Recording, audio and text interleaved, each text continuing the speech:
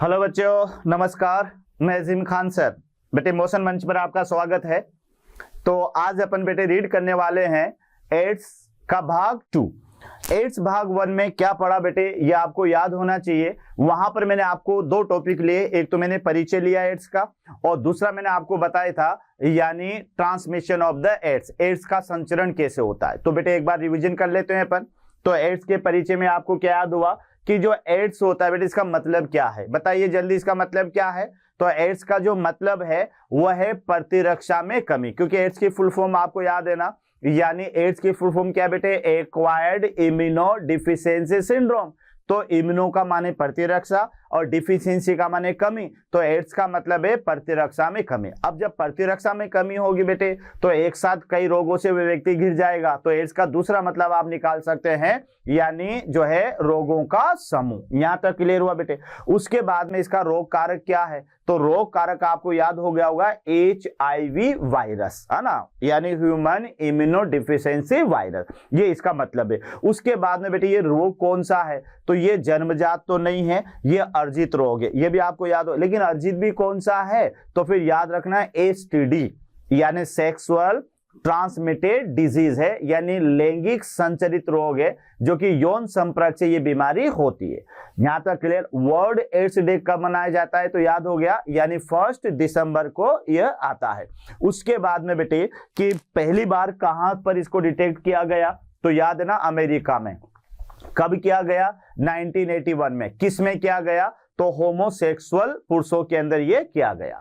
भारत में बेटे इसको जो है लाए वह कहां पर, चेन्नई में। और राजस्थान में कहां पर किया गया बेटे, तो याद रखना यानी पुष्कर में। उसके बाद में बेटे अपन ने इसका संचरण पढ़ा। तो संचरण बिल्कुल सिंपल है कि हमारे शरीर में ये टी लिम्फोसाइट को संक्रमित करता है। तो इसके जो वायरस RNA होते हैं वह टी लिम्फोसाइट कोशिका को संक्रमित करते हैं और वहां जाकर वह बदल जाते हैं वायरस DNA में। वायरस DNA बेटे टी लिम्फोसाइट कोशिका के DNA से जुड़ जाता है और जुड़कर उसे प्रेरित करता है कि तू नए वायरस कण बना। तो बेचारा वह उस कोशिका का DNA नए वायरस कण बनाता है। जब कई सारे नए वायरस कण बन जाते हैं तो ये टी लिम्फोसाइट कोशिका को तोड़ करके बाहर आते हैं, फिर अगली नई किसी टी लिम्फोसाइट कोशिका को संक्रमित करते हैं। तो धीरे धीरे क्या देखते हैं कि कई सारे जो है क्या कहते हैं टी लिम्फोसाइट कोशिकाएं नष्ट होती है और टी लिम्फोसाइट कोशिकाओं के नष्ट होने के कारण शरीर में बेटे एंटीबॉडी नहीं बन पाती, और जब एंटीबॉडी नहीं बन पाएगी तो उस व्यक्ति की प्रतिरक्षा तंत्र में कमी आती है और इस कारण से वे व्यक्ति कई रोगों से ग्रसित हो जाता है। आज अपन यहां पर लेंगे बेटे, तो यहां अपन लेते हैं, इसका हमारा पहला टॉपिक आएगा यानी नंबर 1 टॉपिक इसका रहेगा और रहेगा यानी स्ट्रक्चर ऑफ HIV वायरस, यानी HIV की संरचना। HIV की संरचना, HIV की संरचना। तो यहां अपन इस वायरस की संरचना पढ़ने वाले हैं। तो आइए बच्चों देखते हैं कि ये किस तरह का वायरस होता है। तो इसका डायग्राम अपन यहां पर लेते हैं। पहले ये मैंने बनाया बच्चों, यानी ये वायरस का बाहरी प्रोटीन खोल है। इसमें 2 प्रकार के प्रोटीन खोल पाए जाते हैं। एक तो बाहरी प्रोटीन खोल पाया जाता है और एक प्रोटीन खोल पाया जाता है इसमें भीतरी प्रोटीन खोल। तो ये मैंने बनाया यहाँ पर बाहरी प्रोटीन खोल। और इसी तरह से इसमें आप देखेंगे कि यहाँ पर एक और प्रोटीन खोल होता है जिसको अपन कहेंगे भीतरी प्रोटीन खोल। तो ये यहाँ पर ये मैंने दूसरा प्रोटीन आवरण इसमें बनाया है। तो ये दूसरा प्रोटीन आवरण है जिसको अपन कहेंगे भीतरी प्रोटीन खोल। तो यहाँ आप देख सकते हैं कि इस तरह से इस RNA के अंदर ये RNA और बाकी बेटे इसके अंदर ये प्रोटीन होती है यहाँ पर। इसी तरह से इसमें प्रोटीन आप बना सकते हैं, या यहाँ पर अपन इसको दूसरे कलर से ले लेते हैं।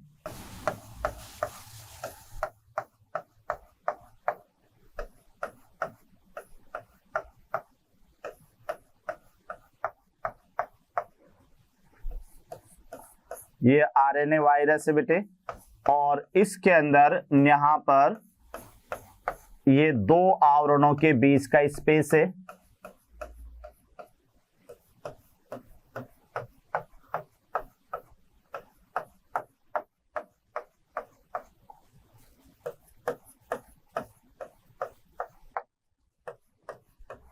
तो थोड़ा सा समझ के आप डायग्राम बनाना, क्योंकि बायोलॉजी के अंदर बेटे डायग्राम आपको सही तरह से बनाने आने चाहिए, तब जाकर आप उसे सही कर पाते।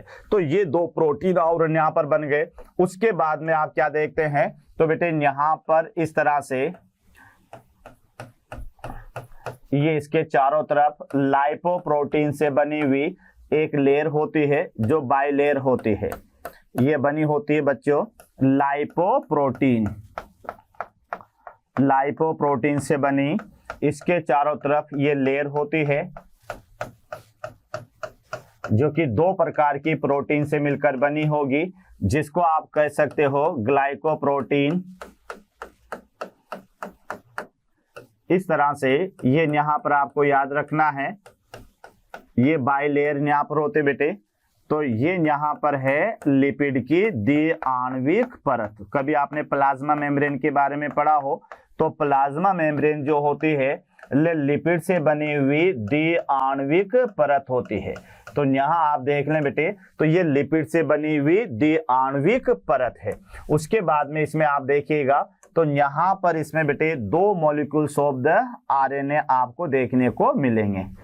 ये एक आरएनए तो आपको ये मिलेगा और दूसरा मॉलिक्यूल्स आरएनए का आपको यहाँ पर इस तरह से मिलेगा। तो ये दो मॉलिक्यूल्स ऑफ आरएनए के आपको इसमें देखने को मिलेंगे। आरएनए के दो अणु हैं, ध्यान रखना, और हैं सिंगल स्टैंड है। उसके बाद में फिर आप यहाँ पर देखोगे, तो यहाँ आप क्या देखोगे बच्चों, तो इसमें यहाँ पर यानी यहाँ पर आप देखिएगा, तो यहाँ पर इसमें ये पाया जाता है रिवर्स ट्रांसक्रिप्टेज एंजाइम। ये यहाँ पर आपको इसमें देखने को मिलेगा रिवर्स ट्रांसक्रिप्टेज एंजाइम। उसके बाद में आप इसमें यहाँ पर आप देखिएगा कि इधर यहाँ पर बीच बीच में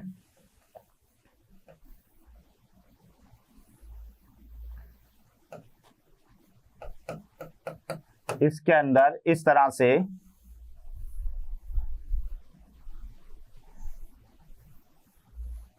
ये यहां पर आपको देखने को मिलेगा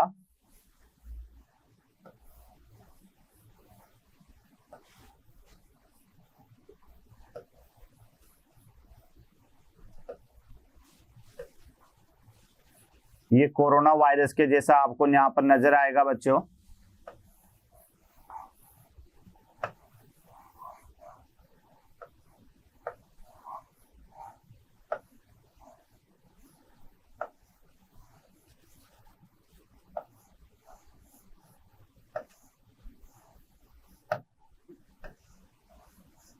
ये इस तरह से यहाँ पर ये इसके पार्ट होंगे, याद रखना।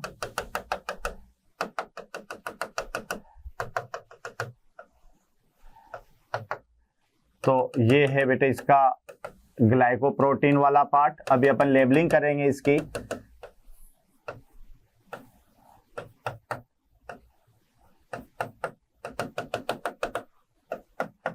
ये पूरे लिपिड मॉलिक्यूल्स के अंदर ये धसा हुआ रहता है।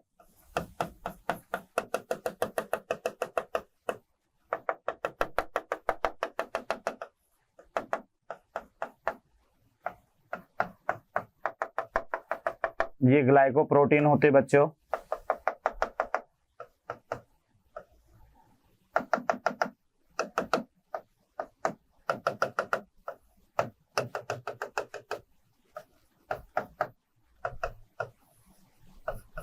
ये आप इसको देख सकते हैं। तो यहाँ बेटे इसकी लेबलिंग अगर करें तो आप देखो ये यहाँ पर है यानी ग्लाइकोप्रोटीन 120, ये यहाँ पर बेटे ये ग्लाइकोप्रोटीन 41, यहाँ ये है लाइपोप्रोटीन के बने या लिपिड की बाइमोलिक्यूलर लेयर।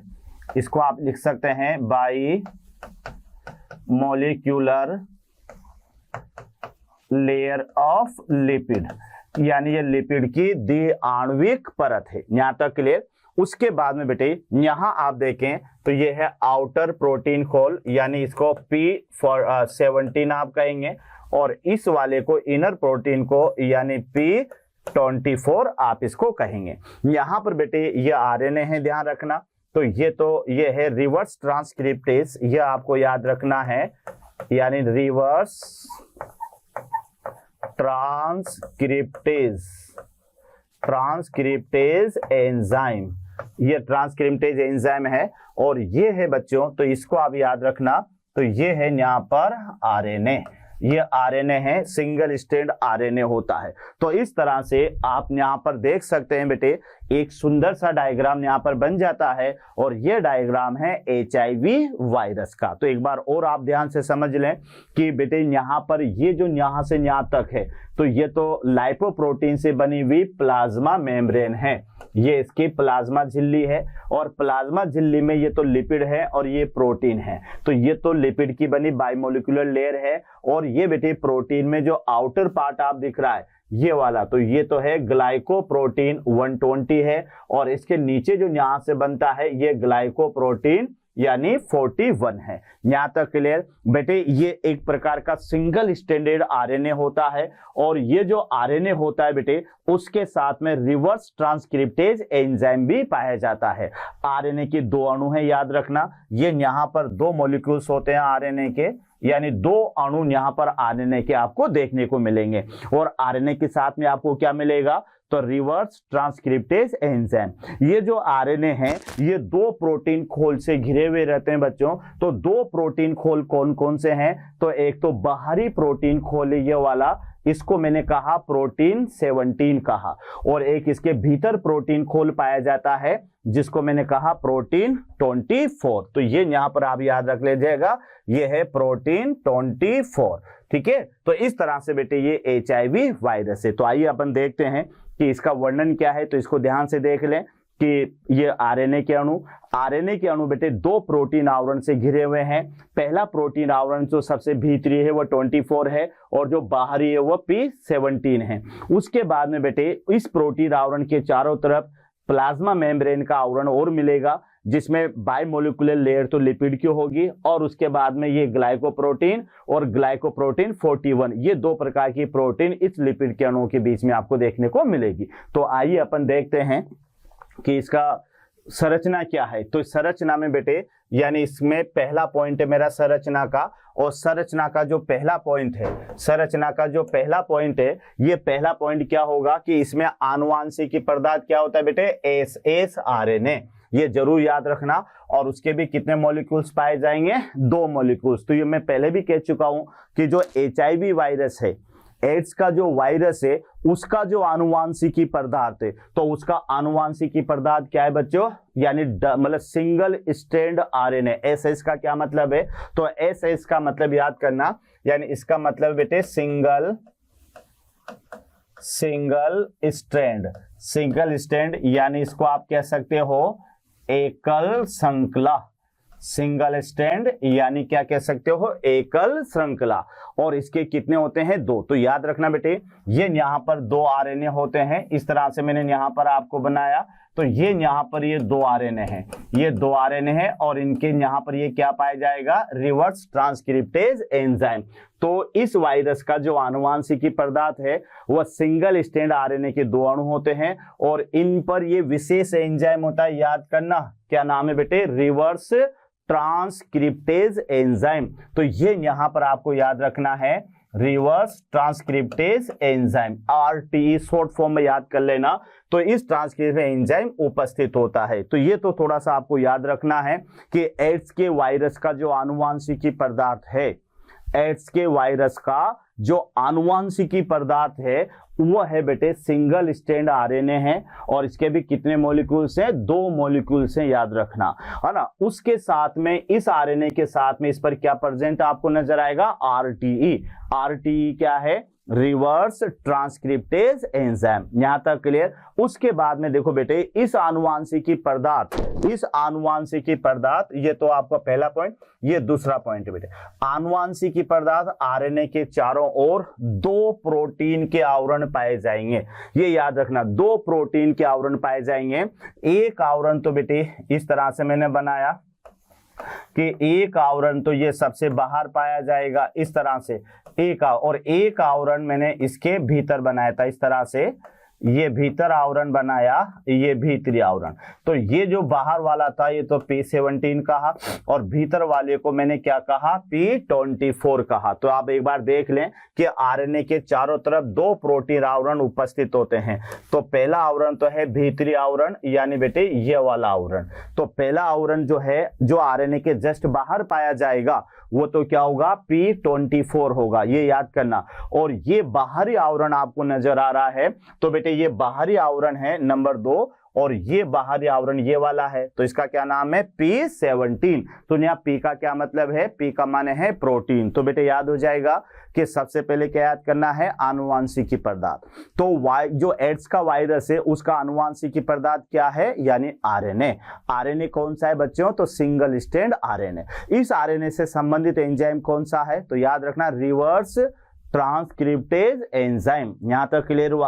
अब ये जो आरएनए है ना, ये दो प्रोटीन आवरणों से घिरा हुआ है। यहां सपोज करो कि ये तो बेटे यहां पर आपके पास में ये आरएनए है, एक अणु और ये दो अणु। तो ये यहां पर आपने आरएनए देख लिए। तो इन आरएनए के चारों तरफ दो प्रोटीन का आवरण है। जो बाहरी प्रोटीन का आवरण है वो तो बेटे ये रहा P17 है, यानी प्रोटीन 17। उसके बाद में भीतरी प्रोटीन का आवरण बेटे ये वाला है, जिसका नाम है P24। यहां तक क्लियर। फिर आप देखो, यानी थर्ड पॉइंट आप देखिएगा कि यह प्रोटीन आवरण किससे घिरा हुआ रहता है, लाइपोप्रोटीन लेयर से घिरा हुआ रहता है। अब लाइपोप्रोटीन का माने ये है कि इसमें बेटे एक तो ये लिपिड की क्या पाई जाएगी, द्विआण्विक परत, और इस द्विआण्विक परत में इस तरह से धसी हुई ये प्रोटीन भी आपको देखने को मिलेगी। तो लाइपोप्रोटीन यानी लिपिड प्लस प्रोटीन। तो लाइपोप्रोटीन की जो लेयर है वो ग्लाइकोप्रोटीन 24। तो ये बाहरी आवरण है, ये तो ग्लाइकोप्रोटीन 120 है, और जो भीतरी भाग होगा ये ग्लाइकोप्रोटीन यानी 41 होगा, सॉरी, यानी ग्लाइकोप्रोटीन 41, ग्लाइकोप्रोटीन 41। तो आप ये देख लें, ये इसकी संरचना है, बिल्कुल सिंपल सी संरचना है जो आपको याद हो जाने वाली है कि सबसे केंद्र में इसका जो कोर बनेगा, इसका जो सेंट्रल कोर बनेगा, वो सेंट्रल कोर तो क्या होगा बेटे, इसका सिंगल स्ट्रैंडेड आरएनए। तो यह आरएनए तो इसका क्या हो गया, सेंट्रल कोर हो गया। और आरएनए के दो अणु पाए जाते हैं, ये भी आपको याद हो गए। आरएनए से रिलेटेड जो एंजाइम होता है वो भी याद हो गया, आरटीई यानी रिवर्स ट्रांसक्रिप्टेज एंजाइम। यहां तक क्लियर। फिर बेटे आपने क्या देखा कि इस आरएनए के चारों तरफ दो प्रोटीन के आवरण होते हैं, बाहरी और भीतरी। जो भीतरी आवरण होगा वो तो प्रोटीन 24 से मिलकर बना होगा, और जो बाहरी प्रोटीन आवरण होगा वह प्रोटीन 17 से मिलकर बना होगा। यहां तक भी क्लियर। इन दोनों प्रोटीन आवरण के भी बाहर, ये ध्यान रखना बेटे, इन दोनों प्रोटीन आवरण के भी बाहर एक लाइपोप्रोटीन की लेयर और पाई जाएगी, जो किसकी बनी होगी, लिपिड और प्रोटीन से मिलकर बनी होगी। लिपिड यहां पर वही द्विआण्विक परत के रूप में पाई जाएगी बेटे, और इस पर दो प्रकार की प्रोटीन आपको देखने को मिलेगी, एक तो ग्लाइकोप्रोटीन 120 और एक मिलेगी ग्लाइकोप्रोटीन 41। तो इस तरह से बच्चों आपको याद रखना है कि यह हमारे पास में क्या हो गया, एड्स के वायरस की संरचना। यहां तक क्लियर हुआ बेटे। आगे अपन पढ़ते हैं।